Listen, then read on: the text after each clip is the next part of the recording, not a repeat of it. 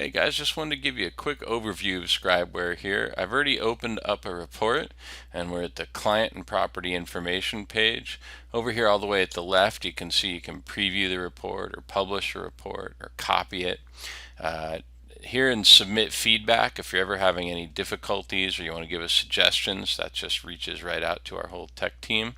And then under settings is where you can customize the template. I'll get some back-end stuff there. We got lots of videos around that stuff. On the client and property information page, this is where you put in just all that client info. And if you're using the ISN, all that information will synced in from the ISN. You can put your cover pictures in here. And you can toggle whether paid or not, and if you leave it blank, then there will not be an invoice, whereas if you hit paid, then there will be an invoice will automatically be produced. So I want to just go over here. You can see these are all the chapters in the report, so this should look familiar. Most inspection reports have similar things, grounds, and then within each chapter we have sections, so drainage and site, driveway, walkways, and flat work. And then within each section we've got all these little pull downs. I know some people might call these styles and materials, right? But this is how you can fill in a bunch of the descriptive information. One thing that's cool about ScribeWare is you could clearance to grade, you could say, well, non-standard, and then you could say siding too close to soils, repair. Well, that orange tells you that it's going to automatically give you a repair comment or a narrative of sorts. And I know these aren't grounds pictures, but you can just drag pictures in that quickly, and that gets you your comment. So kind of cool how the narratives can be attached through these orange pull downs to a whole list of repair items. So I just wanted to give you a quick taste of what it's like to do a report. These are just some pictures from a family bathroom. So why don't we go through and we'll fill out part of this. So these are just some general pictures I use of the bathroom under general bathroom photos, and this is just a no modifier, and I brought it in. You can see how every comment you can change. I could call it a major concern, you could call it a recommended maintenance item, but we'll leave it. The default for this little section was no modifier, so it's just a place to hold my pictures. So we tested the sink today and we found the faucets were leaking. So right here, we see how this one is in italics. We call that inspector only notes.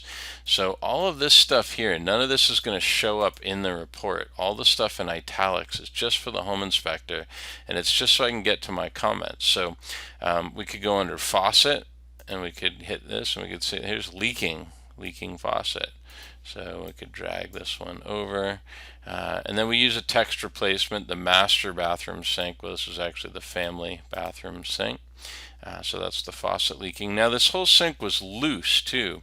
Another great way, instead of having to use what we call the logic tree to find comments, which I could do under sinks, we could find loose sinks in here. And there it is, loose sink, and go that way. You could see that took a little bit of time. So there's actually kind of a better way to do it. We can you can use the keyword search. So let's add an observation, and I'm going to type in loose. And it's going to search through my library looking for loose things. And here's actually what I want: loose pedestal sink.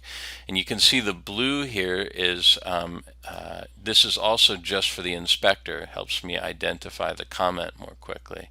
The pedestal sink in the family bathroom was loose and needs to be secured. So we'll just drag a picture in and we're done with that guy. Tested the toilet and it tested fine. The bathroom, we tested it, and I'd filled this out before I get rid of that. We'll do a few different comments here. Let's do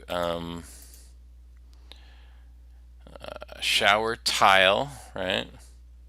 Then we can see what we have, but in this case, tile is old and close to the end of its life.